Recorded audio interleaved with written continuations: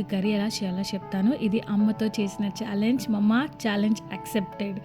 So ముందుగా బాండిలో oil పోసుకొని అది కాగిన తర్వాత జీరా, చనా దాల్ ఇంకా ఒక ఆనియన్ని కట్ చేసి వేసుకున్నానండి.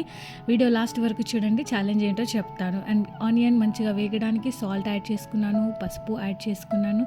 దాన్ని మంచిగా ఫ్రై చేశాను అన్నమాట. ఆనియన్స్ ఎంత మంచిగా ఫ్రై అయితే అంత మంచి టేస్ట్ వస్తుంది.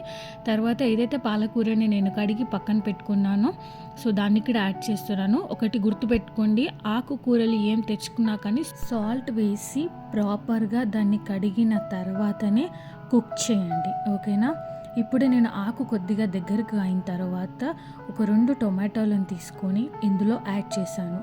ఏదైతే ఈ టొమాటో ఉందో ఇది మొత్తం ఆకుతో పాటు ఉడికితే ఇంకా మంచి టేస్ట్ వస్తుందండి.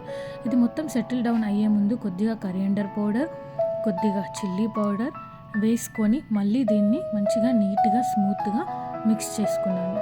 ఇష్టం వచ్చినట్టుగా కలపొద్దండి, టేస్ట్ పోతుంది. దీన్ని స్మూత్గా మిక్స్ చేశాను.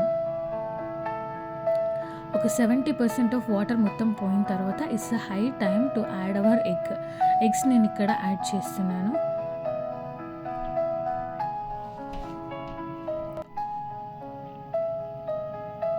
ఇప్పుడు దానిపైన కొద్దిగా మసాలా పౌడర్ యాడ్ చేశాను. ఒక 3 minutes పాటు మూత పెట్టి ఉంచానండి, వెరీ స్లోగా. ఓకే, ఒక్కొక్క ఎగ్ని రిటర్న్ చేయాలి. అమ్మ నువ్వు చెప్పావు కదా ఇలా నాకు వస్తుందో రాదో అని, చూడు వచ్చింది, పర్ఫెక్ట్గా వచ్చింది. అండ్ ఛాలెంజ్లో నేను విన్ అయ్యాను, నువ్వు విన్ అయ్యావు, వీడియో చూసి చెప్పు.